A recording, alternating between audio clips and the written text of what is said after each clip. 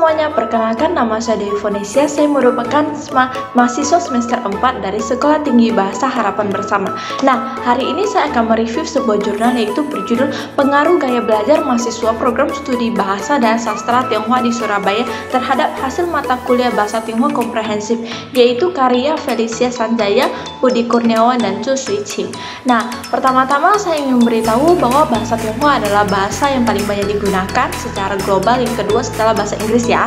Nah, mengingat semakin berkembangnya keadaan perekonomian dan teknologi di negara Tiongkok, dan bahasa Tionghoa juga mengalami perkembangan yang sangat pesat seiring berjalannya waktu. Oleh karena itu, semakin banyak individu yang mempunyai keinginan untuk mempelajari bahasa Tionghoa, maka dapat diketahui juga banyaknya kesulitan dalam pelajarinya, yaitu pertama itu pada grammar atau disebut dengan tata bahasa. Yang kedua, terdapat nada-nada yang harus diperhatikan karena setiap nada itu memiliki arti yang berbeda-beda.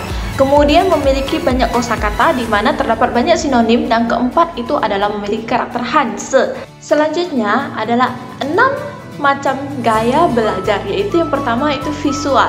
Visual menggunakan penglihatan dalam proses belajar agar hasil yang diperoleh dapat lebih maksimal. Yang kedua itu adalah auditorial, yang merupakan di mana suatu individu belajar melalui proses pendengaran. Gaya belajar ini identik dengan lagu, musik, percakapan, dan juga film. Kemudian yang ketiga adalah kinestetik, ia harus menyentuh atau mendekati benda tersebut dan mengamatinya. Kemudian ada takstil, adalah individu dengan gaya belajar ini akan belajar dengan cepat apabila mempunyai kesempatan untuk berinteraksi dengan benda-benda yang berhubungan yang ada. Kemudian adalah individu, yaitu di mana mereka mempelajari dengan kerja sendiri, yaitu yang keenam yaitu kelompok, di mana individu belajar bersama orang lain. Baiklah, selanjutnya saya akan memberitahu mata kuliah komprehensif mempunyai karakteristik, yaitu yang satu adalah mengajar pengetahuan dan keterampilan bahasa, yang di dalamnya meliputi kosakata, tata bahasa, pelafalan bahasa, dan lain-lainnya. Kemudian mata kuliah kompre ini juga melatih kemampuan siswa dalam berkomunikasi. Selanjutnya adalah mengembangkan kemampuan siswa untuk belajar dan memberikan cara belajar yang sesuai.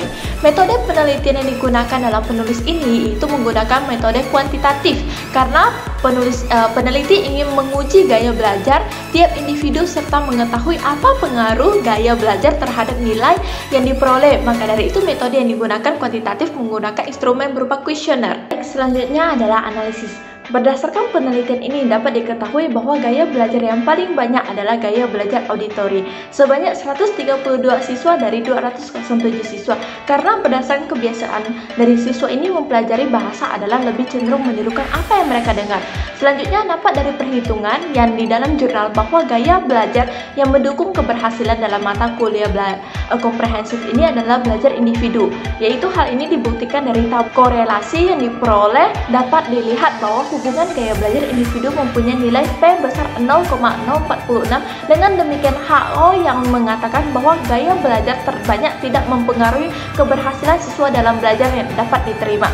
Oleh karena itu, keberhasilan hasil dari diperoleh dari penelitian ini sebaiknya dalam proses belajar mengajar siswa yaitu menggunakan gaya belajar auditori. Namun ketika di rumah sebaiknya siswa juga belajar secara individu. Baiklah, saya mereview sampai di sini. Terima kasih.